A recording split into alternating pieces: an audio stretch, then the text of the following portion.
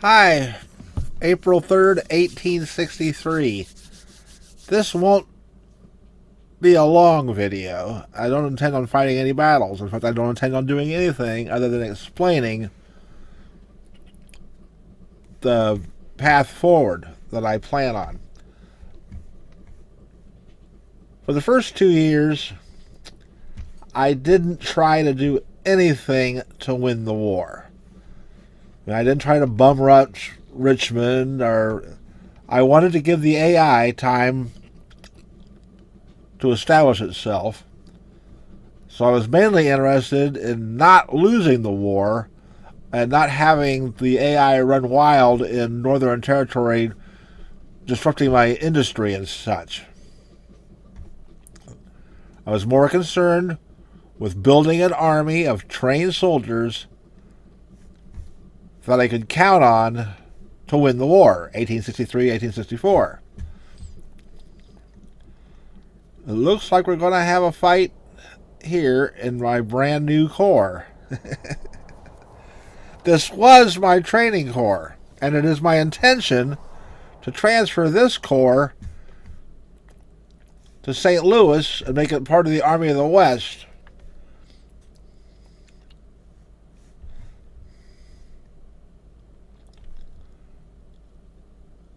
$19,000.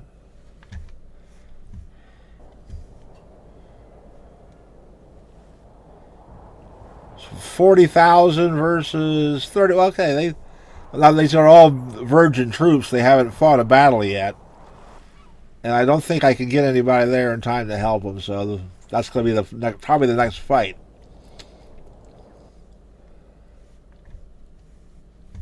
Now, the Army of the Ohio, named after the Ohio River, is going to be leaving the vicinity of the Ohio River and going to Nashville once we clear out Kentucky.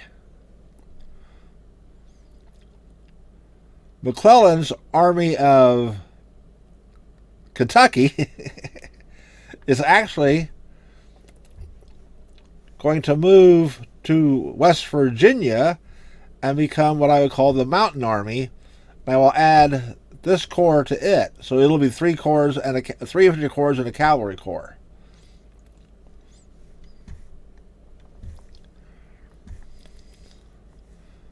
The Valley Army will get the newest corps in the Union Army right now.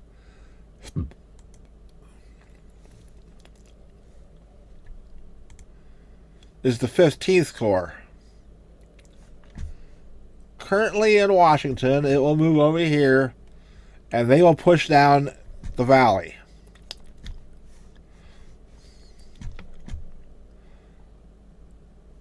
To clear the Shenandoah. While the Army of the Potomac moves down and heads for Richmond. So I think Fredericksburg is the next.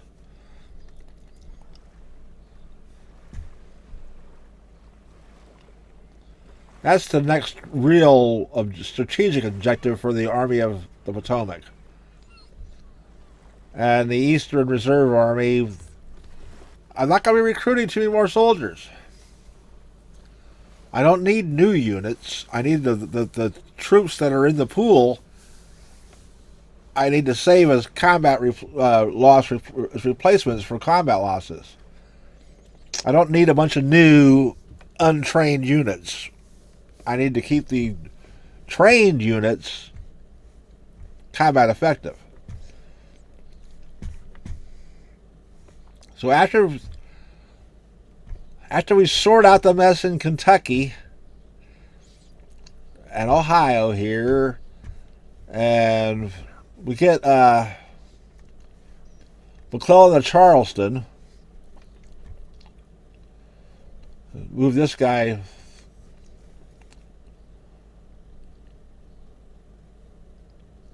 My numerical advantage is going to be used most effectively if I pressure the Confederates on multiple points So they can no longer do that dog pile thing they like to do, where they dog pile everybody on one. Look, we got to spread this herd out. I can't have them all massed up where they outnumber me, even though I outnumber them 2-1. So that's the plan. And blockade. I got to get an effective blockade on the coast of the Confederacy. And to that end, the Navy is building ironclads. The way the South can break the blockade against my wooden ships is by building a few ironclads. So I need a few ironclads in every squadron to counter their ironclads.